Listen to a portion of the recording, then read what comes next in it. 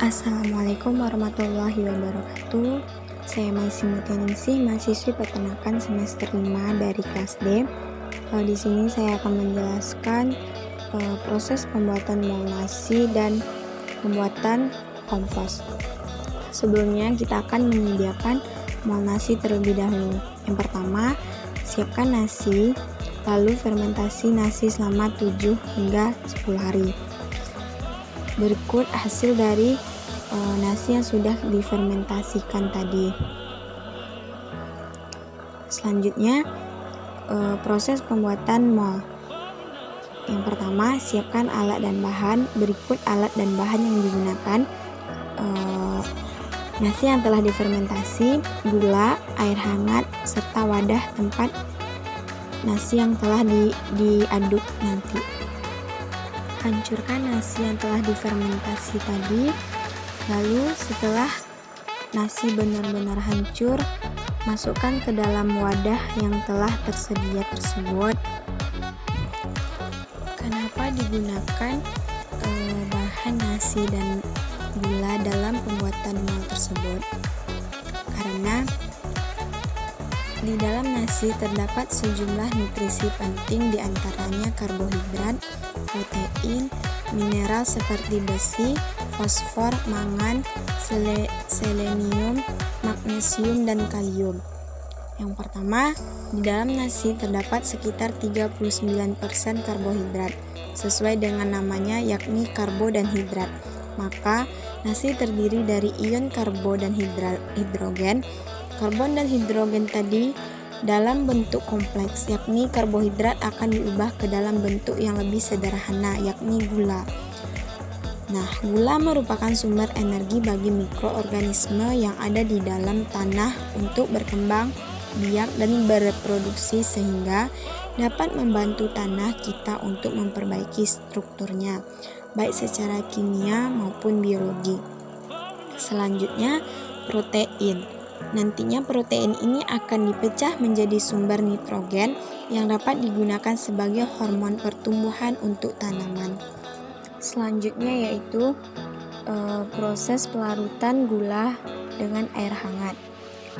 Tuanglah air hangat ke dalam suatu wadah, lalu tambahkan gula sebanyak 5 sendok. Kemudian aduk gula tersebut hingga menjadi homogen atau tercampur rata dengan larutan air.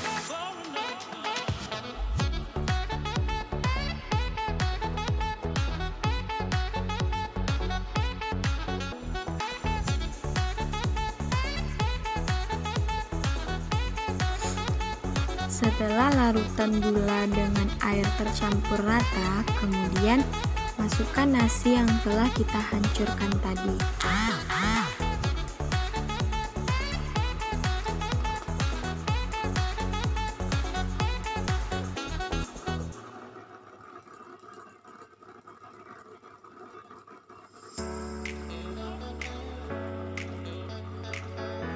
Kemudian aduk hingga nasi benar-benar tercampur dengan air gula tersebut.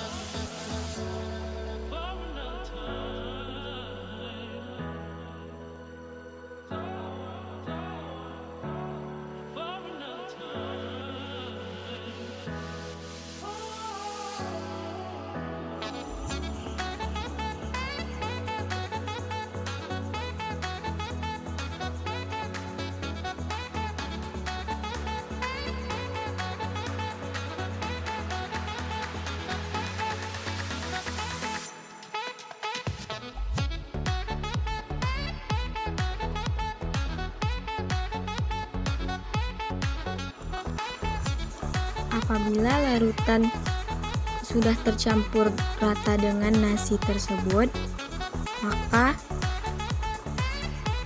tuangkan larutan tersebut ke dalam wadah seperti aqua. Tuangkan larutan tersebut ke dalam botol aqua hingga botol tersebut penuh. Pada video kali ini, larutan tersebut tidak cukup dalam satu botol. Kali ini saya menggunakan 2 botol aqua. Berikut larutan yang sudah saya salin ke dalam botol aqua tersebut. Kemudian, larutan tersebut didiamkan selama 1 minggu. Selanjutnya yaitu proses pembuatan kompos. Siapkan alat dan bahan. Alat dan bahan yang digunakan adalah mol yang sudah difermentasikan tadi, kemudian sayuran, feses yang sudah dikeringkan. Kemudian semua bahan tersebut diaduk hingga rata. Setelah semua bahan tersebut dicampurkan dengan rata, lalu masukkan bahan yang sudah diaduk tersebut ke dalam suatu wadah.